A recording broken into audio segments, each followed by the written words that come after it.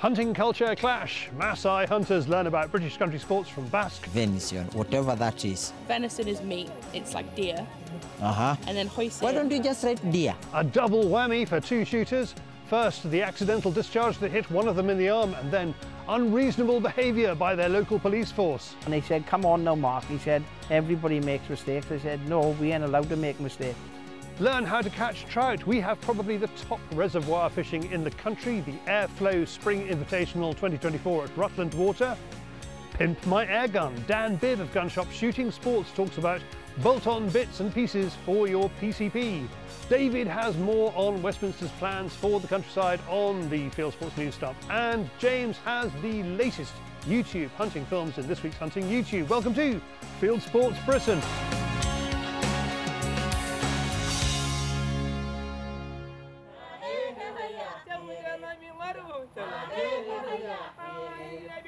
No question about it, Maasai do things differently to the British Association for Shooting and Conservation. When a group of them turn up at BASC headquarters at Marford Mill near Wrexham, it's an opportunity to see what those differences are. BASC members like to use air guns on pests. Maasai like to use throwing sticks. The mongoose is going to roll like this, and you have to hit it with a stick as it's rolling. Okay. Yeah. This is called a rungu in Swahili. That is Swahili, okay, which is the second language in Kenya. We call it oringa in Ma language, and it is a very good stick when it is in good hands, because it's not supposed to be used for hitting people or fighting. It's not for fighting. That's what I did. You know, I threw it with fear. I know. This one you throw at an animal when you have either speared an animal and it's running away, and you feel that you still want to either kill it. So this is the last bit that you are going to use. Or for small animals, deer, small antelopes, and things like that. Do you think you'll be able to do this? I'll try. You will? And have you got experience doing this? No. No. Well, he just picked us randomly. We did. Yeah. Okay. But this way is for something that is closer. Okay. But this way doesn't have a big impact. The impact is small. This way got a bigger impact or a strong impact. But this way, not a big. This way is slightly not very strong. Okay. So because we are hitting something soft, we use the sideways. It feels very slippery. It's an old rungu, so that's why it is slippery. You have to keep on. So. Yes. Yes. Are you ready? I am. Do you think you have a chance? No. Here we go. Yeah. Ah, that's it. Good. Wow. Oh. Having revolutionised British pest control, the Maasai now turn their hand to target shooting. It turns out there's a strong sense of competition between them. What I see? You see where he's... Look at that. Yeah, nice. That's good. We've seen some fantastic groupings today, and to say it's their first time ever shooting a telescopic air rifle, it's just been incredible. I'm a shooter. Sniper. Yeah, bonnet sniper. Who's next? Yeah. Okay. Yeah. Right, so we're going to put the right hand here. Right hand, yeah. Keep the finger off the trigger for me to start. Bring your head down onto it. And I want you to look through the scope. When we're looking, there's two lines. Okay. Where they meet in the middle. Okay. I want you to point that on the middle of the target. Okay. Okay? There are two lines? Yeah, sit, bring it down. Bring your head round. Okay. That's it. You keep looking through here. You on it? Do they have to meet in the middle? Yeah, so once the two lines are on the middle of the target for me, okay, just squeeze the trigger. So it's ready when you are. Yeah, they are in the middle. Okay, squeeze the trigger. Keep pulling the trigger. This one? Yeah. Okay. Then. Pull. Perfect. Stay like that. Well done. Brilliant. And again. Well done.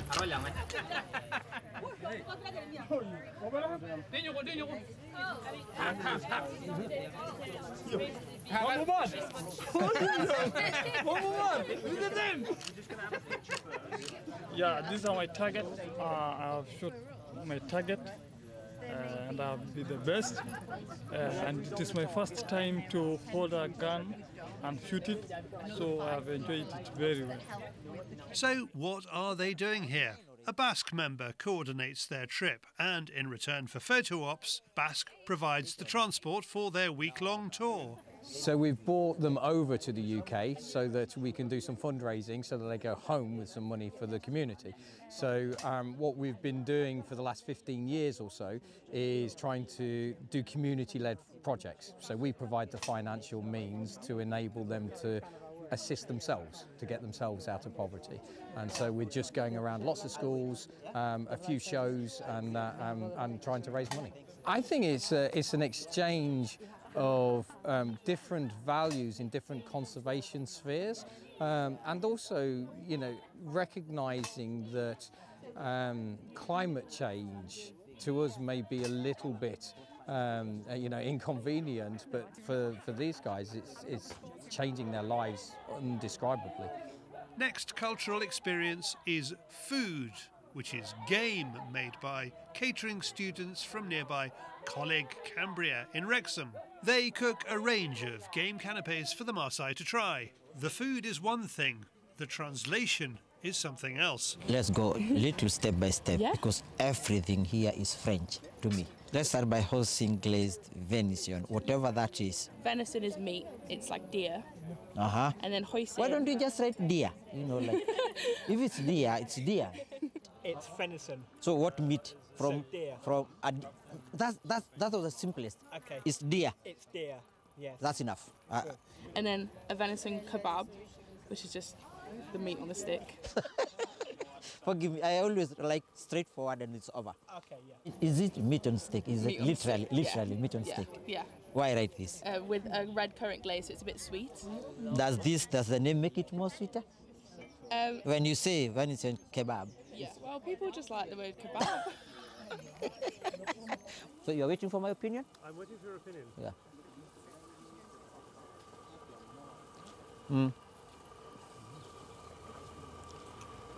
When was it killed? Oh, I'm not sure about that.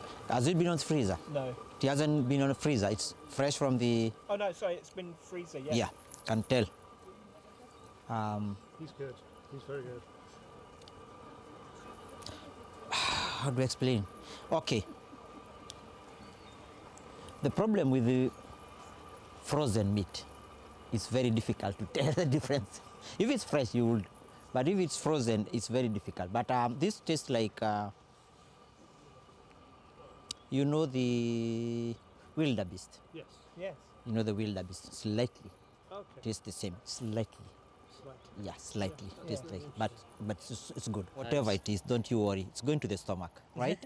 Don't worry about it. Of course, as long as it's tasty. Yeah, from here to here, everything here is meat. Yeah. But in different places of the bread sometimes, okay? Yeah. Let me do this. The easiest thing is, why don't I rely on you? Why don't you serve me when that time comes? Yeah, will do. Yeah? Yeah. Thank you. So, promise? Yeah. Good, thank you. Now I'm on safe hands. Thank you.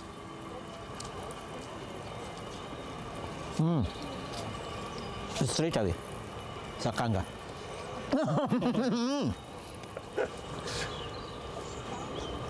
A wild kanga. That's a guinea fowl. Guinea fowl. Okay. Yeah. It's good. That's really good. This is really, really good. One thing they can all agree on, and that is the importance of tea. Thank you. Put 4 sugars in, but you 4 sugars. They are in here. Good. Lovely. Last stop on the trip is a primary school in the Wirral, which has BASC bird boxes and children excited to meet the Maasai. Habibi yangu jina ni Afia. Habari yako, jina yangu Afia. That means, how are you? My name is Afia. Is it Afia or? Alfie. Oh, Alfie. How are you? My name is Alfie. Amazing. Let's give Alfie a good hand. Thank you, Alfie. Thank you very much. Wonderful gentleman.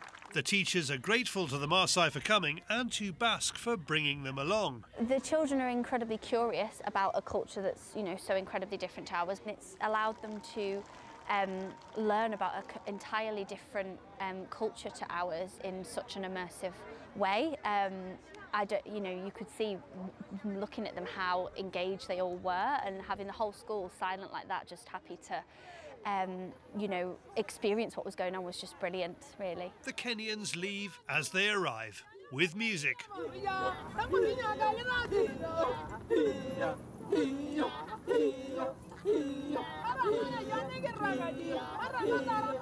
Thanks all who took part in that. Now in this week's Fieldsports Extra we have a former MP, the story behind BASC's cultural exchange, and David talks style. The odd loose gusset.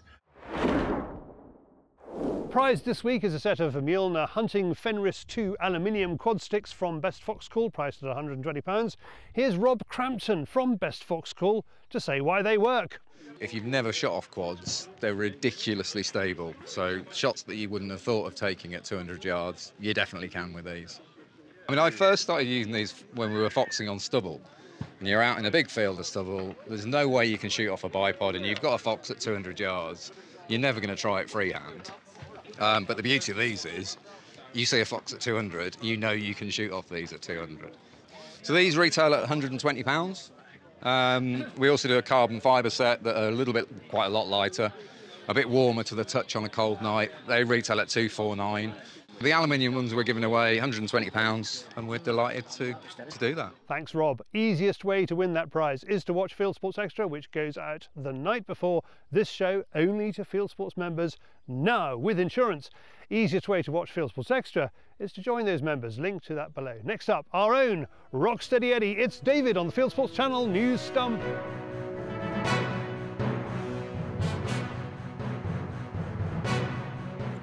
This is Fieldsports Channel News. The top 5 UK manifestos are out, so let's have a look at how good they are for country sports. Languishing at number 5 is the Green Party, which keeps its commitment to ban all blood sports. A faller to number 4 is Labour, which wants to ban trail hunting and presumably dog walking, and wants to attempt to replace African wildlife with cattle by banning trophy imports. The Lib Dems are up to number 3 with no plans for country sports apart from a ban on muirburn in England. The Conservatives are a riser to the number 2 slot with a wishy-washy commitment not to ban trail hunting.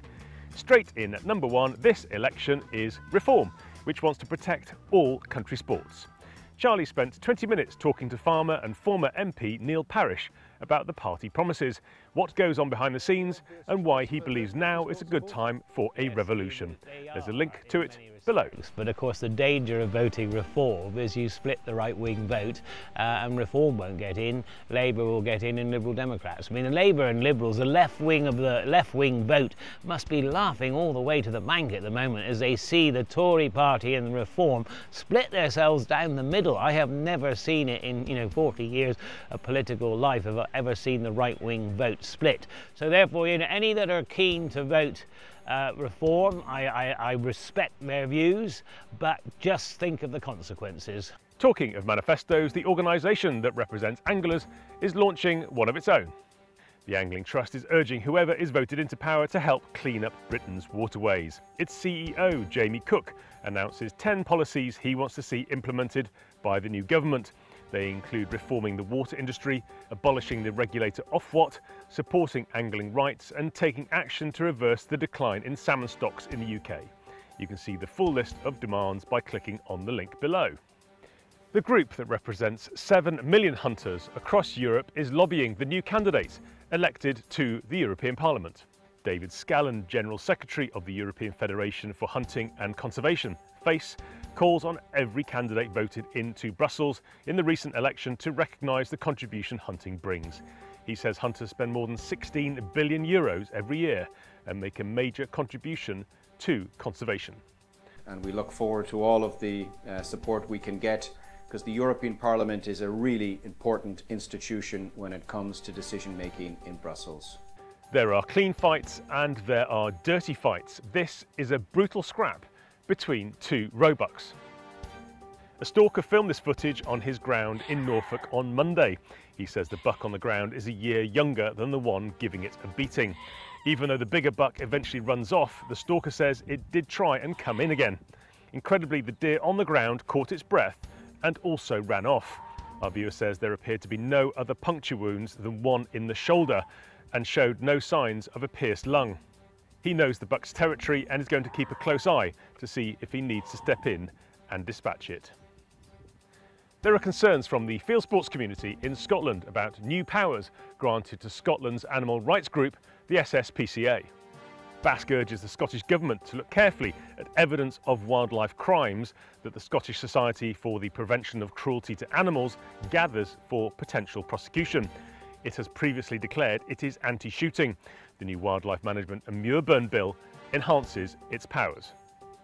Our members have serious concerns around this, given the SSPCA's publicly stated opposition to lawful shooting activities. BASC has written to Police Scotland and the Procurator Fiscal seeking assurance going forward. Garran ponies will take centre stage at this week's Royal Highland Show in Edinburgh. Neil Rowntree and Rory Ormiston, whose family have been working with Highland ponies for over 150 years, will take to the arena at the show to explain the history of the pony and its role within the crofting community and sporting estates. It's quite a responsibility to try and keep the heritage going and keep the bloodlines and the ponies going. Yeah, they just feel like they're part of the family. And there's a link to a longer piece with Rory in the description below. The Countryside Alliance gets a big cheque and a request to use a record-breaking donation raised by clay pigeon shooters in Yorkshire to press the case of the countryside. After 3 days of the Water Priory charity event, organisers presented a cheque for £205,000 to the Alliance. A 2-day simulated game day, a ball and auction lots including a 200-bird day at the famous venue, a trip for a VIP lunch in France in a private plane for 8 people, and a beginner's course to learn how to toboggan on the Cresta Run raised the cash. And here's what Water Priory's shoot manager Frank Croft wants the Countryside Alliance to do with the money. A general election's coming up. We'd like to see them get in there, being really passionate and fighting for every little bit of field sports, not just shooting, all field sports. Get in there and represent us. Donald Trump has paid a visit to Safari Club International's Hunters Embassy in Washington, D.C. He met officials and discussed US policy, including discussions about land access, the right to bear arms, ammunition and hunting freedom. He also stopped to give one of his now familiar off-the-cuff speeches to the watching audience. You have to get out and vote. For some reason, people that own rifles, people that own guns don't vote. Nobody knows why. Maybe it's an expression of rebellion. But we want you to get out and vote. We have to win this election. We have the worst president in the history of our country, and we have to get him out. If we don't get him out, this country is not going to exist, or certainly not the way it's supposed to be. So I just want to thank the Safari Club and all of the great work that you do, and it's an honor to be with you. Thank you very much. The New Zealand government has told hunters it will consult with them over new firearms legislation to ensure that sensible decisions are made. Associate Justice Minister Nicole McKee announced a reform of gun laws dating back 40 years. She plans to rewrite the Arms Act by 2026, with a ban on semi-automatic guns expected to be at the centre of the reforms. The law covers an estimated 100,000 gun owners in New Zealand. All guns have to be registered and their owners must be members of a gun club to get a licence. The New Zealand government has already instigated transferring the Firearms Safety Authority from police to another government department. Are you a hunter? Are you a gun shop? Are you a field sports enthusiast? Have you ever been banned from posting on social media? We want to know, so we can use our influence with social media platforms to make changes. Has a ban affected your business or how you interact with friends and family online? Fieldsports Channel plans to take social media giants to task, and we need your help. Tell us about your experiences by taking our survey. Link below. And finally, we've been looking for a way to link field sports with the European Football Championships, and we found it in Norway, thanks to viewer Per Holmseth. This clip has been doing the rounds on Instagram, showing reindeer displaying the kind of skills Gareth Southgate needs to help England win the title. Names proposed for the animals on display range from Rudolph van Nistelrooy and Cristiano Rain Aldo to Rain Rooney. You are now up to date with Fieldsports Channel News. Stuck in the stories, fishing for facts.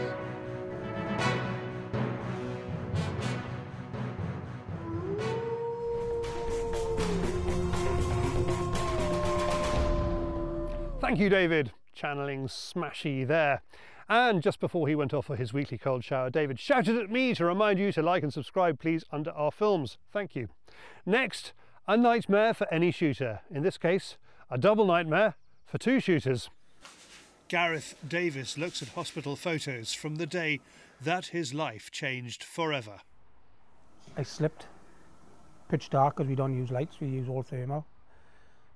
I went up in the air and within a second my whole life changed. My whole life changed. The rifle come out of my hand, hit the ground and shot me up through my arm at the beginning, down the bottom, shot my elbow out, shot all my bicep out, and they've come out the back of my tricep. If you can experience the worst pain you've had in your life and multiply that by 10, that's what it was like. It was a complete buzzing. My head was buzzing. In January, Gareth was out fox shooting with his friend Mark Wise in the Forest of Dean in Gloucestershire. Mark's the one who bound the arm with a rope and got Gareth to a pub to meet an ambulance. So I drove down to there. Paramedic turned up first, assessed him, which is really good. I said, how do you think he's going to get off? He said, I think you might have just saved his arm. And not just that, he said, I think you've saved his life as well. Mark from Gwent is a keen pest controller on thousands of acres in Gloucestershire. There was an investigation by Gloucestershire Police which found after a week that it was an accident. No further action. However, Gwent Police took a different view. It launched its own investigation which seized Gareth and Mark's guns and is still ongoing nearly 6 months later. It should be promoting Mark rather than punishing him. Why? You know what I mean? Well, because he saved my life.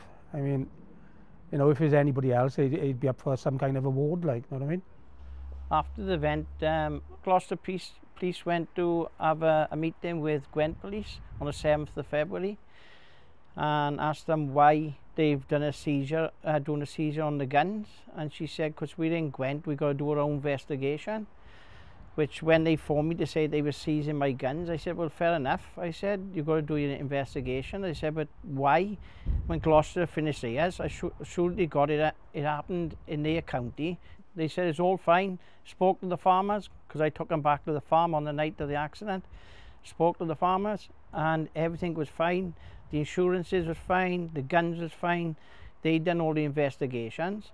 What investigation are you going to do? And they said, well, you'll know within several months. I've been phoning and phoning.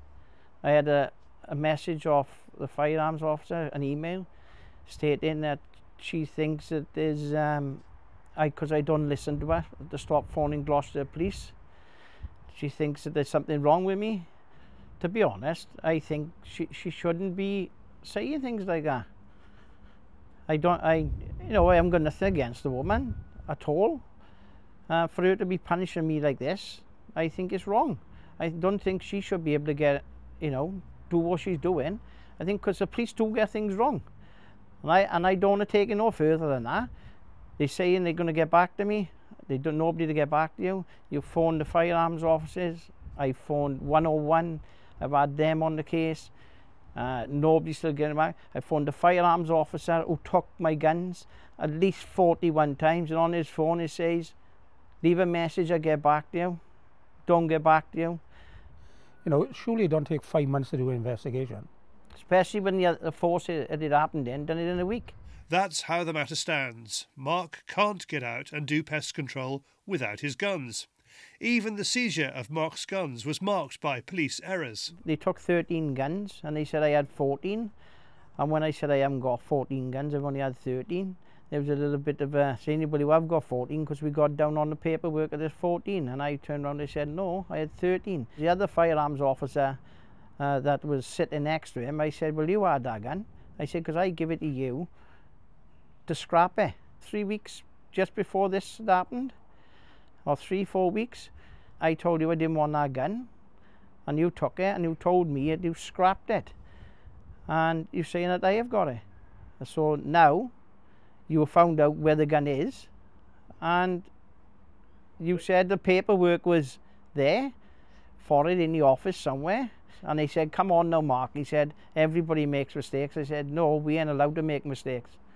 The good that has come out of the accident is that, thanks to amazing care by the Bristol hospital that Gareth went to, his arm is on the mend. The aftercare I had was tremendous. The surgeons was coming in daily, and not just one of them. I mean, 3 or 4 at a time. He was coming in to see me, and the aftercare I'm still having now. I can bend my arm now, which I couldn't do that before.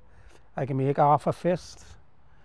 I still haven't got no feeling in my fingers. They are numb, and the swelling around my joints is still bad. But yeah, they said that there's no reason why I can't have, you know, in time, full use out of my hand and my arm. He said he'll have 85% straightness in my arm. He'll have a little bit of a bend in it because of the plates and whatever they done altogether. Hopefully, they said they might take the plates and the screws out in time. But I'm just more than happy with what they've done for me. I mean, we received this statement from Gwent Police. The safety of the public is of utmost importance to us, and especially so around firearms and their licensing, as highlighted by our involvement with Project Titanium. Our firearms licensing department is dealing with a substantial backlog of cases, and we apologise to those who've had their firearms seized for a longer period than expected while these reviews are ongoing. Thanks, Mark and Gary. If you want to watch the full version of that with more gory detail, there's a link below. Let's hope that they get their guns back from Gwent. Now, they thought that they had legal expenses cover through their insurance provider, but they were mistaken. Of course, they can't take advantage of our Fieldsports insurance package as the police have already seized their guns, but that doesn't stop you from getting covered. In the meantime, Mark and Gary are taking out our standard membership, which is the next best thing. It gives them access to our own in-house FAB, Fieldsports Advice Bureau. Any member can take advantage of that. Run by our tame lawyer Layla, it's having successes, which I will report on next week. Link to our sign-up page below. Now, a reminder about a viewer offer. Cambridgeshire gun shop Simpsons Brothers has a Harkila clothing sale. Have a look at it on Simpsons Brothers website and see if anything takes your fancy. Use code FSP30, all uppercase, at checkout for a 30% discount across the whole Harkila range. Link below. Now a change of pace. Andy Ford goes to one of the top fishing competitions of the season, the Airflo Spring Invitational 2024 at Rutland Water.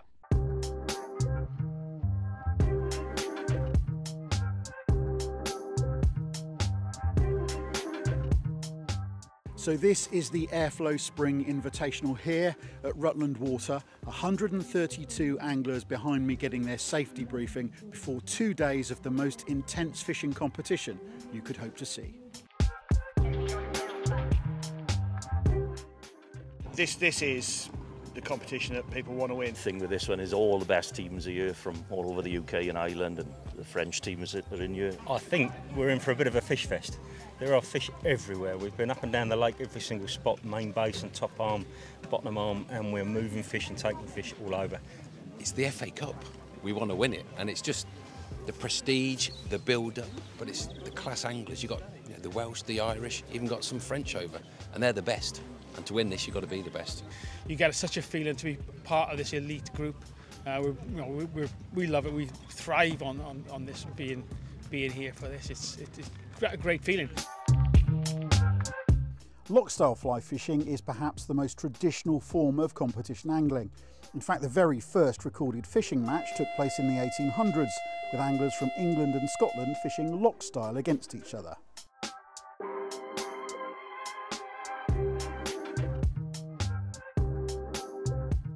So the 2024 Airflo Spring Invitational is underway. We are out on the water, and my co-commentator as usual is Billy Rankin, former England lock-style captain. Billy, this is going to be amazing. I can't wait to see what happens this weekend. Love this place, absolutely adore it. Look at it, look at the weather, perfect fly fishing weather. You know, we're the only people, when it goes overcast, go, oh yeah. Here's a word about the rules then. This match is being fished as a team event with 6 people representing each team. The anglers are randomly drawn to fish with a member of a rival team. Boat control changes hands throughout the day. You're not allowed to fish under engine power, but you can use one to get you to the area you want to fish in. Just as well, because Rutland is 3,000 acres big and 23 miles round. That thing out of the back of the boat you can see is a drogue, which works like an underwater parachute to slow the boat down and give control.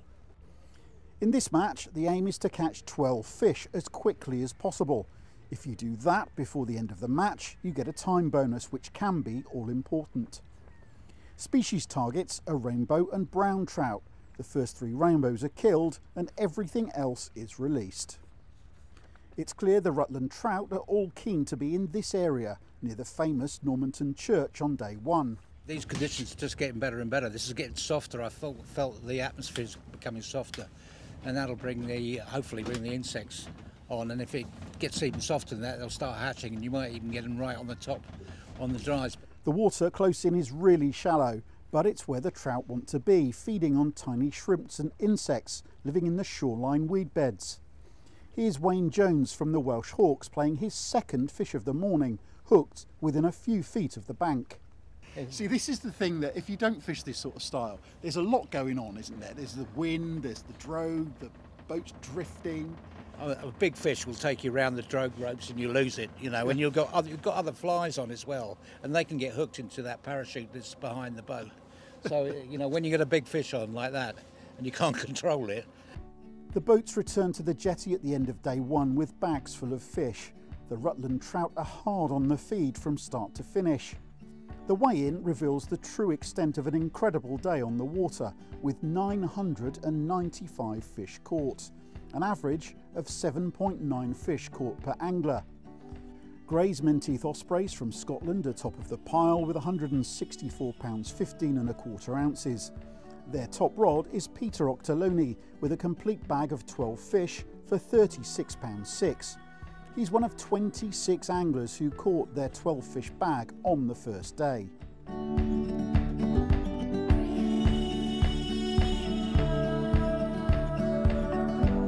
Peter, great day for your team yesterday. You must be so pleased. Yeah. It's only half time though. Still another day to go, so wee bit of change in conditions, things could all change. So. You got your game face on though? We do, yes. See how it goes. It's going to be an interesting day, especially on with the way this place goes on day 2. It could be very tricky today. We've got a bit of work to do today. We're like £19 behind Ospreys, Menteith Ospreys, so we've got a bit of work to do. It doesn't take long for Peter Octoloni to carry on where he left off on day 1 though. Within an hour, Peter's had 4 fish in the same piece of water he plundered on the first day. Well, Billy, looking over at boat number 41, Peter Octoloni on the engine, into another fish. I can't believe how well this morning started for him. Absolutely. I mean, he's, by the looks of things, he showed us he's got 5 already, and it's left about an hour and a half. The tactics seem similar on day 2, and there are 2 key methods to follow. Some anglers are trying to match the hatch with their artificial flies, replicating the bugs like buzzers and small olives that the fish are eating naturally. Others are using brightly coloured lures to trick the trout into predatory reactions. It seems a combination of the 2 is working best for the Scottish team. They're fishing to a team plan, with a natural fly matched with something bright and attractive on their cast. Successful presentation on the day is washing line style, where a buoyant and bright point fly holds up droppers with natural nymphs fish behind it. Curious trout are attracted to the bright colour, then take the more natural insect imitation.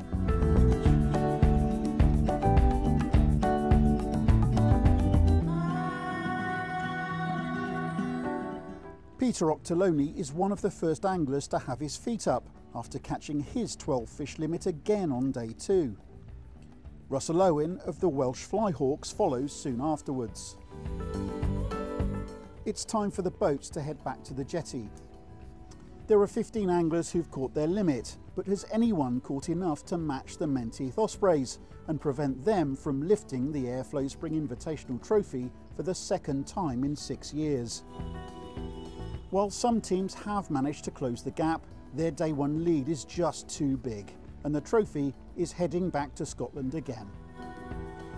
Today was tough, really tough, and as I said this morning, the level of angling here is pretty exceptional, so we knew it was going to be tough. We dug in, and yeah, we got a pretty reasonable bag of fish together. There were teams right behind us, in fact today in front of us, but overall, yeah, we kind of got lucky, I keep saying, in the end, yeah. Thanks, Andy, for that one. And if you want to watch a long version of that film, you can find it on Discovery Plus by searching the catch-up section for On the Bank. Now, from trout to PCPs, and Dan Bibb from Shooting Sports looks at bolt-ons. Yeah, so the good thing about this sort of style of air rifle is they all come with built-on Picatinny rails. There's lots of little bits of Picatinny accessories so you can bolt on. A lot of different quick release equipment. This is on a quick release Picatinny mount, so you can swap between a day scope and a night scope really easily. The good thing about the Hick Micro Alpex is it's a day and night scope anyway, so Hick have managed to get this image absolutely bang on when it comes to like that sort of period where, you know, that twilight period. And demand, Dan, are you seeing, I mean, are these the things that are... Oh, these got massive demand, yeah. We're always running out of stock. Yeah, it's struggled to keep up really. Anything else we can add? You can talk about the bipod? So yeah, it's a carbon fibre bipod, the Ranger Tactical. So it's from a company called Country Sports Wholesale. It's a really nice bipod actually. We've got a lot of features on this. So you've got, you're slacking it off, and you've got your swivel and your tilt. Tighten that back down so it's solid. We've got all the different positions that you may need. So yeah, so any sort of uneven ground that you may encounter in the field, really easy to adjust to, obviously with your height as well. What sort of price are they, Dan? It's coming out at £200. However, we've got bipods which look fairly similar to that at the shop, made by GMK, and they're coming around at about £80. The mount, they're around £250, but again, you could go for something around like the £120 mark. It just won't be quick release, or you could go with standard Hawk mounts, which are more than adequate to mount this scope. Instead of a day-night scope like this, you could go with something like the Hawk Air Max, which is around the £300 mark, and add a pardon, which really wouldn't come much under what you'd pay for just that, but you've got the versatility then of having an actual optical day scope.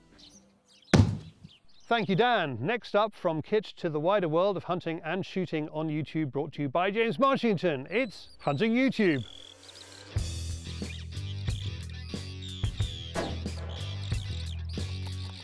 This is Hunting YouTube, which aims to show the latest and best hunting and shooting videos that YouTube has to offer. Here's what I've picked for you this week. First up, Kendall Gray is called out to deal with problem alligators. They managed to foul hook one, but at 5.5 feet it's just a tiddler compared to the next two, which call for the rifle. Next, clay pigeon shooting like you've never seen it before. The Ballistic Machinist channel is shooting clay targets in flight with 9mm semi-auto pistols. I just hope they checked the bushes behind before this started. Staying in the States, Kentucky Field is hunting coyotes to protect this year's crop of deer fawns, and the obvious method is to call them in with the aid of a fawn distress call. Matt, the high prairie sportsman, is flighting mallard with a 28-bore semi-auto, attracting the duck to a hidden pond with a pattern that includes floaters and a spinning wing decoy. Back in the UK, Rob Speed pops out after work to do a bit of crow control. He has an action-packed couple of hours with some great shooting filmed through the shot cam, despite complaining that he needs the second barrel a few times. No apologies for returning to the Predator Protection channel. David keeps turning out great content. I just wish he'd boost his audio to a decent level. In this one, he's set up in a hide in the woods, shooting squirrels at a feeder, with some useful fieldcraft advice thrown in for free. Moocher's Ways is another channel worth following. He's putting out some great how-to videos on everything from trapping and snaring to campfire cooking. This one is ambitiously titled Everything You Need to Know About Ferrets, and to be fair, it is pretty comprehensive. Finally this week, here's a fascinating hour-long documentary on the conservation successes of the Onguma Nature Reserve in Namibia, looking at operations like anti-poaching patrols, rhino dehorning, and capturing giraffes for relocation. That's it for this week. I've put all these films into a playlist for you. Click on the eye symbol top right or check this film's description. If you have a YouTube film you'd like us to pop into the weekly top 8, email me the link, jamesm@fieldsportschannel.tv.